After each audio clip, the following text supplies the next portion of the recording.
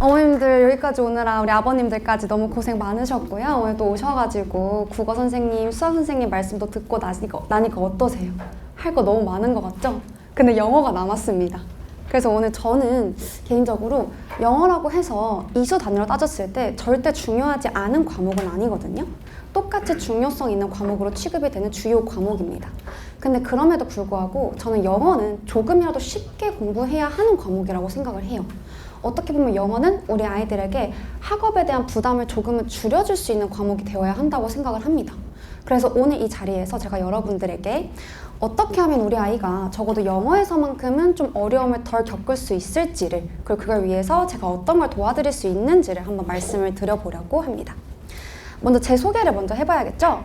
저는 서울대학교 사범대학을 졸업하고 현재 여기 목동 내신관 영어 전임을 담당하고 있습니다. 서울대학교 나왔으니까 아무래도 고등학교 때 공부를 좀 했겠죠. 저는 학군지에 있는 일반 고등학교를 나왔는데요. 실제로 고등학교 2학년 그리고 3학년 1학기는 내신 1.0을 찍고 졸업을 했습니다.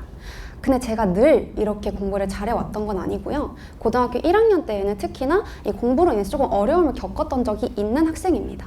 근데 아이러니하게도 제가 좀 가장 어려워했던 과목이 뭐였냐면 영어였어요. 다른 과목은 어떻게 할 수 있겠는데 영어는 그동안 내가 공부했던 방법이 전혀 안 통한다라는 걸 1학년 시험에서 알게 됐거든요. 저 영어 1학년 때 3등급이었습니다. 근데 이렇게 1등급으로 올린 방법 오늘 제가 말씀드릴 거니까 혹시 우리 예비 고2 친구들 중에서 나 1학년 성적 안 나왔는데 하는 친구들 아직 기회 있으니까 한번 집중해서 들어보시고, 나 1학년 때부터 잘 나오고 싶어 하는 친구들도 한번 집중해서 들어보시길 바랍니다. 먼저 들어가기 앞서서 저도 약간 일종의 상식처럼 이야기되는 내용을 짚고 넘어가고 싶은데요. 고등학교에서 영어를 공부한다라고 할 때 다들 이렇게 이야기를 합니다. 선행은 필수야. 그리고 영어, 특히 영어는 암기가 전부야. 다 외우면 되지. 그럼 내신은 쉬워. 그렇기 때문에 영어는 다른 과목들보다도 엉덩이 힘이 너무너무 중요한 과목이야 라고 이야기를 합니다. 과연 이 말이 맞는 말일지 오늘 제 설명을 들으시면서 이 상식과도 같은 얘기가 우리 아이들에게 어떻게 부정적인 영향을 미칠 수 있을지 생각해 보시기 바랍니다. 선생님들께서 앞에서 이야기해 주셨기 때문에 빠르게 짚고 넘어갈게요. 중학교 때는 30에서 50%가 A입니다. 그 말인 즉슨 5등급제에서 우리 아이는 정말 자연스럽게 2등급에 안착할 수 있다는 말이 됩니다. 이거 갑자기 우리 아이가 영어를 못하게 돼서 그런 걸까요? 아니죠. 우리 아이 가만히 있는데 다른 학생들이 치고 올라오는 겁니다.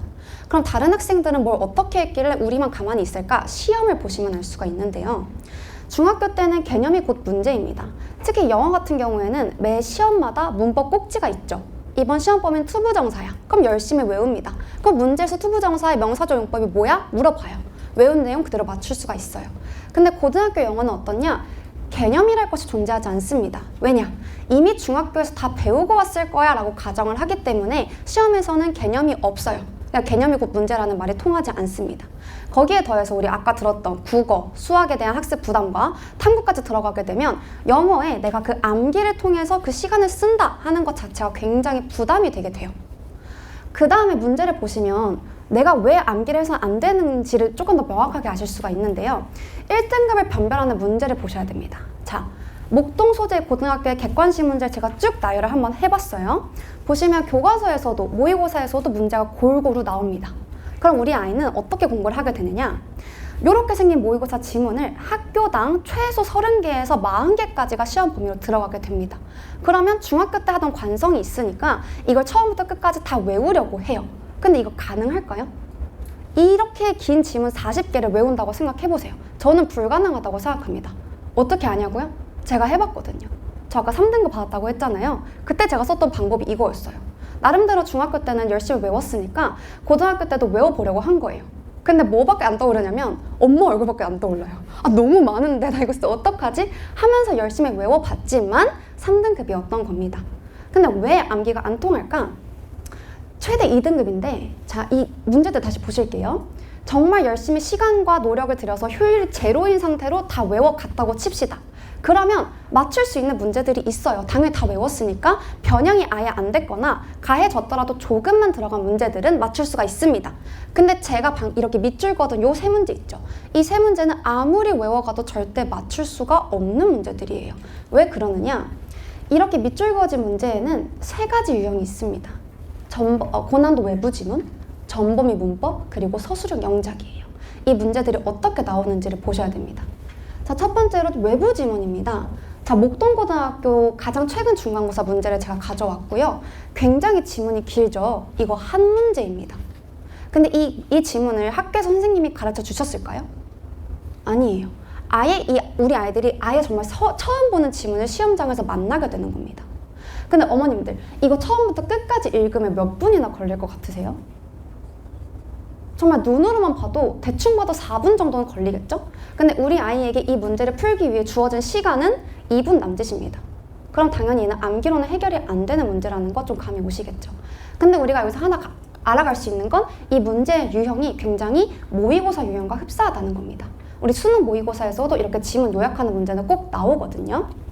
그러면 이 문제를 풀기 위해 우리 아이들이 택하는 방법이 크게 두 가지가 있습니다. 첫 번째는 단어 원툴. 지금까지 내가 외워온 그 모든 단어를 활용해서 처음부터 끝까지 다 해석하려고 하는 아이가 있고, 두 번째 아이는 중요한 정보만을 골라내고 그 정보 간의 관계를 파악해서 답으로 직행하는 아이가 있습니다. 그럼 이 두 아이 중에서 방금 나왔던 문제를 맞추는 아이는 전자일까요? 후자일까요? 그렇죠. 당연히 후자가 되겠죠. 그래서 우리가 아이들한테 알려줘야 되는 글을 읽는 방식이 이 후자라는 겁니다. 그렇기 때문에 영어 잘하는 아이들의 특징이 어떻게 되냐면요. 문제를 굉장히 빨리 풉니다.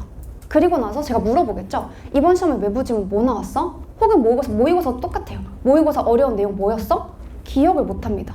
왜냐하면 이 아이들은 내용만 가지고 문제를 푸는 게 아니거든요.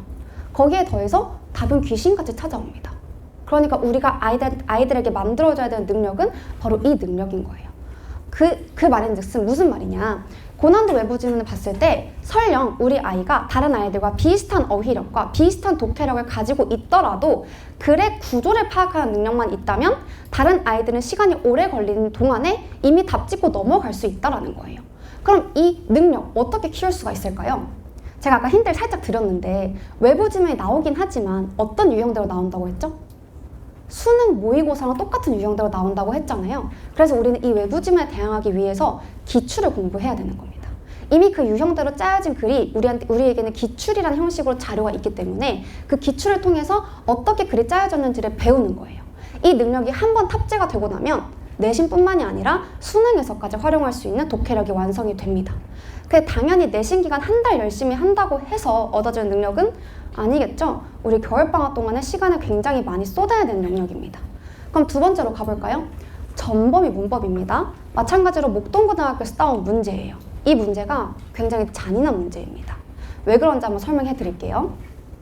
한 문장을 딱 떼었습니다. 이 문장이 어법상 옳고 그른지를 판단하라고 합니다. 특정 부분이 밑줄이 그어진 것도 아니기 때문에 전부 살펴야 돼요. 그럼 우리 아이가 어떤 프로세스로 이 문장을 처리를 해야 하느냐? 동사 찾습니다. 아, 이거 동사네? 에서 끝나는 게 아니라 이 동사의 수와, 시와, 태와, 조동사까지 일일이 검토를 해봐야 돼요. 여기서 문장이 끝이 아니죠? 앞에 또 뭐가 붙어 있습니다. 얘가 동사니까 얘는 주어인가? 아, 그럼 left가 또 동사가 왜 나오지? 아, 그럼 얘 형용사인가? 아, 이거 뭐지? 그래서 막힙니다. 어쩌다 우리 똑순이 똑돌이 친구들은 아, 이거 형용사야, 이거 분사구문이야 라는 것까진 알아도 그 다음이 또 있어요. 얘 분사구문이면 마찬가지로 동사에서 파생된 거기 때문에 수와 시와 태를 똑같이 검토를 해줘야 되고요. 분사구문의 특성상 주절을 수식하기 때문에 주절의 시제와 또 시제 일치까지 검토를 해줘야 되는 겁니다. 보세요. 이렇게 하나의 문장에 이렇게 많은 문법 요소가 덕지덕지 붙어 있는데 이 모든 걸 검토하라고 하는 상당히 가혹한 문제입니다.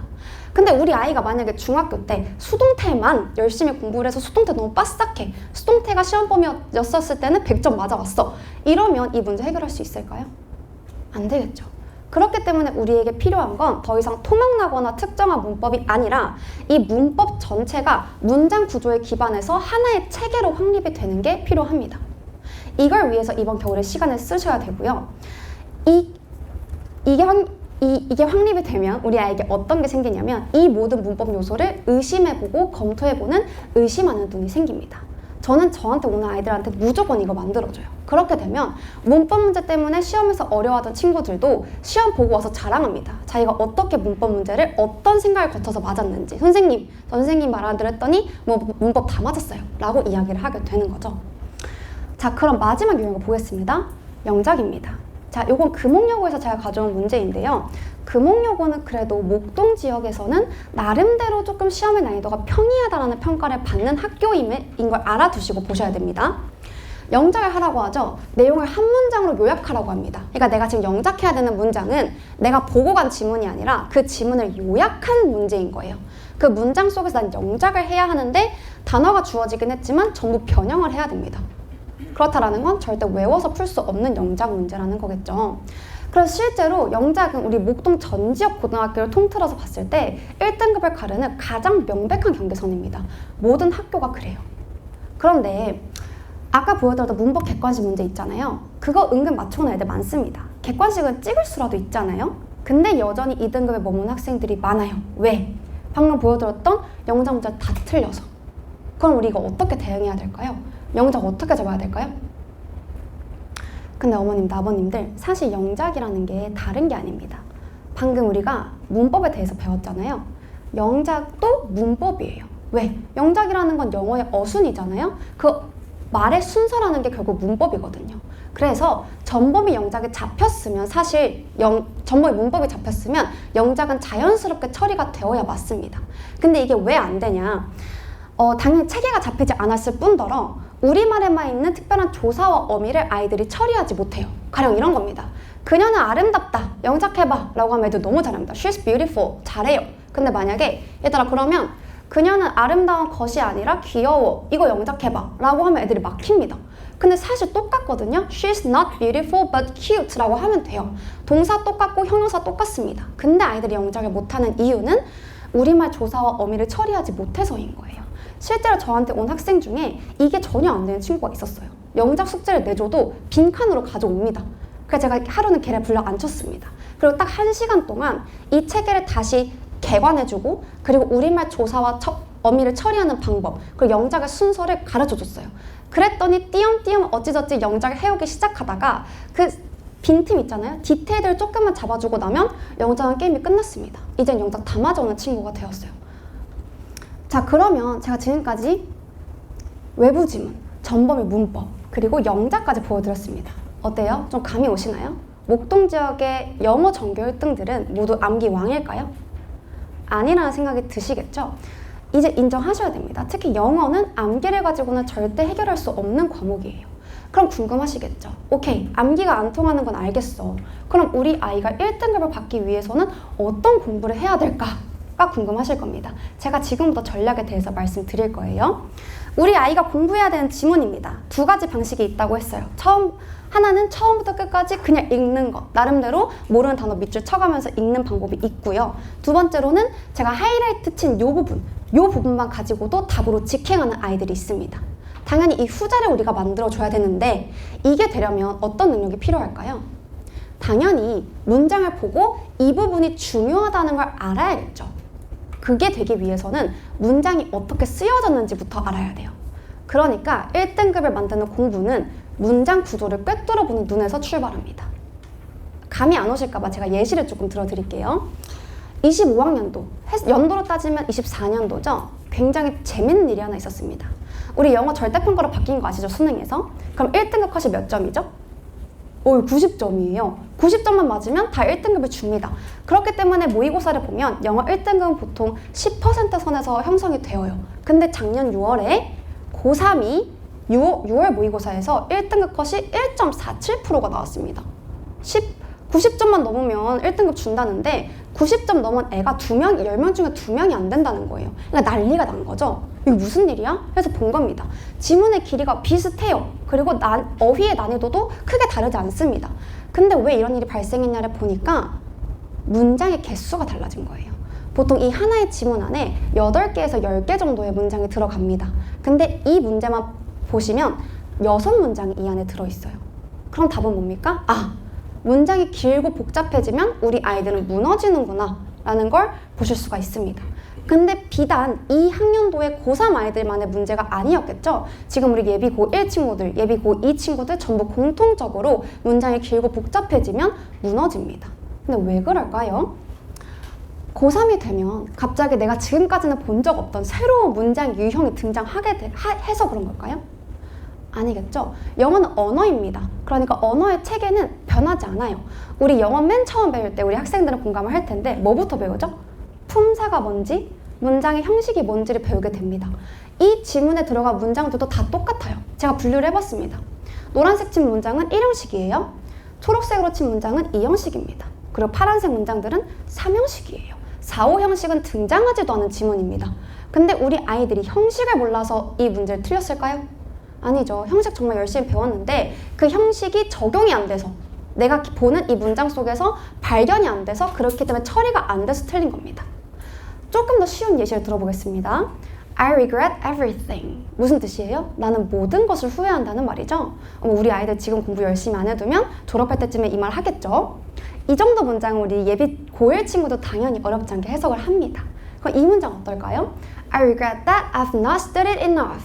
충분히 공부하지 않은 것을 후회한다는 말인데요. 보시면 동사가 좀 두 개가 들어갔기 때문에 여기서부터 이제 예비 고1이면 살짝 덜커덕하는 친구들 생깁니다. 매끄럽게 해석하지 못하는 친구들이 나와요. 하나 더 해보겠습니다. 자, 문장이 길어졌죠? 그리고 뭔가 뭐랄까 컴마도 많고 그리고 뭐랄까 동사처럼 생긴 게 너무 많습니다. 그렇게 되니까 아이들이 여기서 무너집니다. 이거 동사 뽑아봐. 아니면 해석 우리말 어순에 맞게 해봐. 하면은 버퍼링 걸리는 아이들 대부분이에요. 근데 중요한 건 뭐냐면 이 세 가지 문장 구조가 전부 똑같다는 겁니다. 다 regret, 후회하다라는 동사, 3형식 동사를 기준으로 쓰여진 3형식 문장들이에요. 근데 문장이 길어지면 아이들이 무너지는 거죠. 하나 더 해볼까요? 더 어려운 문장을 제가 가지고 왔습니다. 이제 우리 아이 앉혀놓고 여기서 동사 찾아봐. 이러면 이제 어려워합니다. have concentrated인가? regret인가? address인가? 하면서 모르겠어요. 이렇게 나온단 말이에요. 그리고 해석해봐 하면 이제부터 이렇게 합니다. 과학자들은 주로 집중한다, 기술적 진보에, 후회한다, 다루지 않았다, 심각한 사회적 파급 효과 이런 식으로 띄엄띄엄 해석하기 시작할 겁니다. 실제로 우리 아이한테 해석 시켜보시면 아마 그럴 거예요. 제가 그래서 넣어놨어요. 이 문장이랑 비슷한 난이도의 조금 어려운 문장을 오늘 넣어놨는데 집에 가서 우리 아이한테 물어보세요. 자, 근데 사실 이 문장 역시도 똑같은 문장입니다. regret이라는 동사 하나만 가지고 쓸 수 있는 문장이에요. 근데 우리 아이들이 이거 왜 모르냐? 이런 거 들어갔거든요. who 들어갔고 막 ing 들어갔어요. 근데 왜 해석이 안 돼? 조금 더 들어가 보면 궁금한 게 생깁니다. 이거 관계대명사거든요. 우리 아이가 중학교 때 관계대명사 안 배웠을까요? 이거 ing, 이거 동명사거든요. 우리 아이 동명사 안 배웠을까요? 이거 열심히 배웠어요. 근데 해석에서 막힌 이유는 문장 구조에서 출발해서 배우지 않았기 때문입니다. 이거 어떻게 배웠는지 들어가 보면 다 이러고 있어요. 관계대명사는 뒤에 불완전한 절이 나와야 되는지 완전한 절이 나와야 되는지, 앞에 선행사는 있어야 되는지 없어야 되는지 굉장히 스킬적인 부분으로만 배우고 있단 말이에요. 동명사도 마찬가지입니다. 그러니까 이 길고 복잡한 문장에 하나를 때려 넣으면 거기서 해석이 막히는 거예요. 그래서 문장 구조를 다시 잡는 연습이 무조건 필요합니다. 사실 이 문장과 이 문장이 똑같으면 우리 아이가 이렇게 길고 복잡한 문장을 딱 이렇게만 보면 너무 좋을 텐데 쉽잖아요. 그거 제가 만들어 드릴 수 있어요. 자, 그럼 구체적으로 이 문장 구조를 파악하게 하는 공부 전략이 뭘까요? 자, 빠르게 설명해 드리겠습니다. 문법과 독해로 구분을 할 때, 자, 빨간색으로 쳐진 부분에 공통된 게 있죠. 당연히 문장 구조입니다. 문법에서는 이 문장 구조의 기반을 만드는 시간이라고 이해하시면 돼요. 단순히 문법 문제를 풀기 위한 스킬을 만드는 시간이 아니고 문장이 만들어지는 구성 단계에서 확장으로 그리고 다시 문장을 축약하는 과정에서 이 하나의 흐름 안에 우리가 그동안 배워왔던 문법 개념들을 다시 배열해야 됩니다.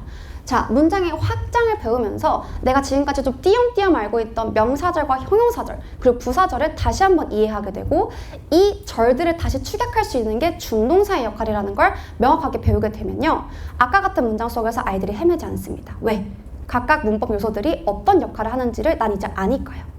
독해라고 해서 다른 게 아닙니다. 문장 구조를 활용하는 게 독해라고 생각하시면 돼요. 내가 이제 문장 구조를 파악할 수 있어. 그럼 남은 건 그 문장 속에서 주어와 수어를 뽑아내서 명제화하는 겁니다. 그 명제를 만들어서 내가 사용할 수 있는 정보의 형태로 바꾸는 거예요. 그럼 독해 문제를 풀 때 중요한 건 그 정보들 중에서 어떤 게 정보가 중요한가를 판단하는 능력이 됩니다. 그걸 위해서 논리 도구가 있는 거고요. 근데 이 논리 도구들 당연히 우리 아이 눈에는 안 보이겠죠? 제가 정리해놨고 알려줄 겁니다. 그렇기 때문에 문장 구조를 만들어 놓고 나면 이걸 활용해서 각 유형별 전략이 어떻게 되는지만 배우면 됩니다. 어때요? 이 체계 당연히 잡아야겠다는 생각이 좀 드시나요? 네, 제가 제 노하우를 담은 이 체계를 교재로 정리를 해뒀습니다. 그래서 제 강의 슬로건이 뉴진이에요. 물론 제 이름이 유진이랑 좀 비슷한 그런 것도 있지만 뉴진이라는 것 자체가 새로운 유전자입니다. 존재하지만 아이들이 모르고 있던 영어의 체계를 제가 다시 한번 잡아주겠다는 의미가 되고요. 그렇기 때문에 책은 문법과 독해로 나누어져 있지만 사실은 하나의 지향점입니다. 바로 문장 구조를 체계화하는 거예요. 그렇기 때문에 문법에서 독해가 이어지는 듀얼리티를 가지고 있는 교재들이 완성이 됩니다. 사실 언어의 체계는 하나죠. 그렇기 때문에 고등학교 1학년이라고 해서 고등학교 2학년이라고 해서 배우는 내용이 크게 달라지지 않습니다. 그렇다는 건 차이는 뭐냐? 예문에 있습니다. 아까 제가 보여드렸던 과학자 어쩌고 문장 있잖아요. 그거 쉬운 문장이죠. 근데 아이들이 어렵게 느끼는 이유는 어휘입니다. 그래서 제가 이렇게 체계를 잡아주면 아이들은 단어를 외우겠다고 달려듭니다. 왜? 나는 문장 구조를 아니까 단어 외우기만 하면 해석하지 못할 문장이 없다는 걸 느꼈거든요. 그렇기 때문에 저는 예문의 차이를 둡니다. 예비 고1 친구들은 고1에서 70%를 가져왔고 나머지를 고2, 고3으로 구성을 했습니다. 고3을 딱 5% 넣었어요. 넣은 이유는 어려운 문장을 좀 풀어봐라라고 하는 게 아니라 보여줍니다. 우리 아까 배웠잖아. 근데 고3 선배들이 푸는 문장도 다를 게 없어. 똑같은 문제야. 너희들은 그저 구조만 파악하면 돼. 를 보여주기 위한 용도입니다. 우리 고2 선배님들은 당연히 고2를 메인으로 가져가되 고3 비중을 조금 늘려서 보다 어려운 예문까지도 학습할 수 있게 교재가 구성이 되어 있고요. 우리 이제 윈터스쿨 신청한 아이들 같은 경우에는 방학 내내 아침에는 단어 외우는 시간이 따로 있어요. 근데 거기에 더해서 이 교재에 들어간 예문들 그리고 그 속에 있는 단어들도 제가 꽤나 고심해서 선별한 단어들이기 때문에 따로 주간지를 배부할 때 단어까지 정리해서 나가고요. 추가적인 단어 시험까지 볼 예정입니다. 오케이, 그러면 1월에 이런 체계가 만들어질 거라는 건 이해가 됐어. 그러면 지금 당장 뭐 해야 될까요? 1월에 이 수업 들으러 오려면 시간이 비잖아요. 지금 11월, 12월 동안 나 어떤 거 해놔야 될까요? 우선 어휘 잡아두셔야 됩니다. 아까 말씀드렸듯이 문장 구조의 체계를 잡아주는 건 제가 합니다. 그러고 나면 아이들이 채워야 되는 건 본인의 어휘 능력이에요. 문장 구조가 완성이 되면 나머지는 정말 총알 싸움입니다. 지금 시간 좀 있을 때 최대한의 총알을 채워 넣으셔야 됩니다. 제 얘기를 잠깐 해보자면 저도 중3에서 고1 올라갈 때 단어 정말 많이 외웠습니다. 하루에 30개씩은 외웠던 것 같아요. 그래서 한 3일에 한 번꼴로 학원에 가면 100개씩 단어 시험을 봤습니다. 근데 정말 힘들었지만 후회하지 않습니다. 왜? 그 단어로 수능까지 쳤기 때문에요. 지금 외우고 있는 단어장이 어떤 거도 상관없습니다. 어차피 저한테 오면 제가 다시 단어 다 나눠줄 거기 때문에 지금은 가지고 있는 거 외워오시면 돼요. 그 다음에 독해 같은 경우에도 우리 아이들 지금 아마 풀고 있는 문제집 있을 겁니다. 괜히 버리실 필요 없고요. 지금 풀고 있는 거 푸시되 양이 중요한 게 아닙니다. 일단 깨달아야 돼요. 내가 체계가 없다는 걸. 그래서 문제를 풀 때 아이를 앉혀놓고 맞았다고 넘어가지 말고 이 지문 안에 있는 모든 문장에다가 그 밑에 품사를 적어봐. 품사를 적었으면 문장 성분으로 나눠봐를 시켜보세요. 이거 아마 제대로 되는 친구들 많이 없을 겁니다.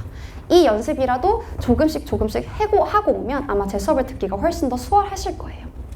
거기다가 아마도 우리 예비 고1 친구들은 물론이고 예비 고2 친구들도 기출문제 학습의 중요성을 크게 아직까지 인식을 못했기 때문에 아마 369 모의고사 말고는 제대로 된 모의고사를 풀어본 경험이 많이는 없을 겁니다. 엄청난 전략을 가지고 풀지 않아도 되고요. 적어도 이런 문제가 나오는구나에 조금 익숙해지기 위해서 주 1회 정도는 풀어보고 오시는 걸 추천드립니다.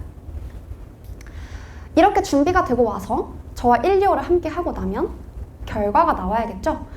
그렇기 때문에 이 공부를 요약하자면 다음과 같습니다. 1, 2월을 투자를 해야 됩니다. 시험 기간에만 날새서 할 수 있는 공부가 아니고요. 1, 2월에 투자해서 1등을 만들기 위해서는 굉장히 특별한 헌신을 하시는 시간을 만드셔야 됩니다. 이 과정에서 저는 우리 아이들이 전법이 문법을 마인드 매핑할 수 있게 그리고 유형별 독해 전략을 확실히 가져갈 수 있게 만들어 드릴 겁니다. 강조하고 싶은 부분은 딱 하나예요. 문장 구조입니다. 이게 처음이자 끝이 되면 영어는 쉬운 과목이어야 돼요. 가면 갈수록 공부량이 적어야 되고 고등학교 1학년보다 고등학교 2학년, 고등학교 3학년 때 시험 기간에 내 부담이 줄어야 왔습니다. 그걸 위해서 제가 이번 겨울방학 때 대비를 같이 해드릴 거고요. 실제로 시험장에서 우리 아이들이 문제를 잘 풀고 그래서 성적이 나와야지만 제 강의가 완결이 되겠죠. 그렇기 때문에 제 관리의 모토는 적용입니다. 이 아이들이 내 수업 설명을 들어서 끝이 아니라 설명을 듣고 실제로 문제를 풀 때 내가 이야기한 대로 적용을 하는지를 끝까지 파악합니다. 근데 제가 좀 보니까 유형이 있더라고요. 영어에 어려움을 겪는 아이는 크게 두 가지 유형이 있어요. 첫 번째는 못하고 안 해요. 근데 못하고 안 한다기보다는 못하니까 안 한다는 말이 좀 적당하겠죠? 이런 아이들도 꽤 많습니다. 그럼 이런 아이들 어떻게 해야 될까요? 가만히 냅둘까요? 아니죠. 저는 무조건 제 앞에 데려와서 앉힙니다. 그리고 좀 다르게 접근해야 돼요. 물어봅니다. 영어 왜 어려워? 어떤 게 안 돼? 그리고 문제 풀리면서 확인합니다. 그리고 나면요, 저한테는 보여요, 문제점이. 근데 이 아이들한테는 이거 해 던져주는 게 안 통합니다. 앉혀두고 이 아이들이 할 수 있는 범주의 문제를 조금씩 풀리게 해서 효능감을 느끼게 하는 게 중요해요. 그리고 나서 단계별로 그 자기들이 할 수 있는 영역을 넓혀가는 게 필요한 아이들입니다. 두 번째로는 열심히 하는데 굳어있는 아이들이 또 있어요. 특히 여고에 많습니다. 내가 지금까지 해오던 대로 열심히 공부했는데 영어 성적은 늘 제자리. 근데 나는 시험 기간마다 영어 공부에 시간을 너무 쓰는 것 같아. 이런 친구들이 많거든요. 근데 이런 아이들은 오히려 제 수업을 한번 듣고 체계가 잡히면 나도 해결하지 못하는 문장이 없구나 라는 것만 느껴도 알아서 잘하는 아이들입니다. 그럼 저는 이 아이들에게 필요한 자료만, 제가 정리한 손필기 노트만 제공해주고 추가 문제 주세요 할 때마다 주면 너무 기특하게도 그냥 잘 따라와주는 아이들입니다.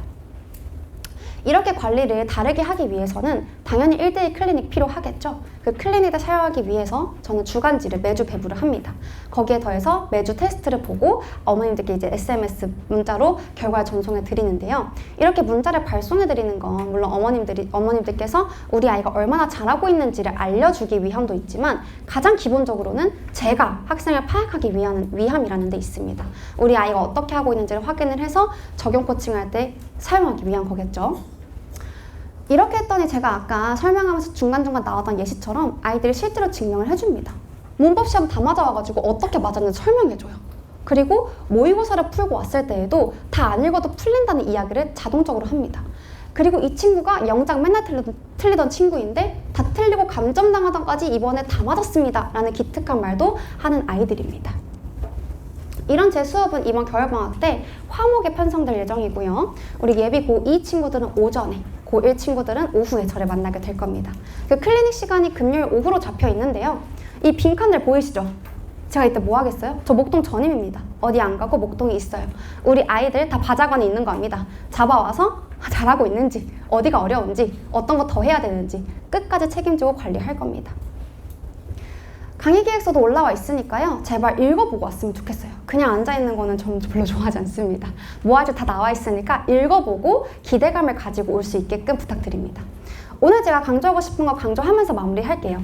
고등학교 영어 내신 우리 1등급 확보해야 되지 않습니까? 거기에 더해서 높은 원점수까지도 확보해야 하는 게 5등급제라는 거 이제 알고 계실 텐데 이걸 위해서는 암기가 불가능하다는 사실 인정하고 가셨으면 좋겠습니다. 그리고 여기에 대항하기 위한 공부는 특별하게 노력이 들어가야 하는 공부라는 것도 인정하시고 이번 겨울 우리 아이가 열심히 할 수 있게끔 힘 북돋아 주시길 바랍니다. 저는 그 과정에서 끝까지 책임지고 함께 하겠습니다. 감사합니다.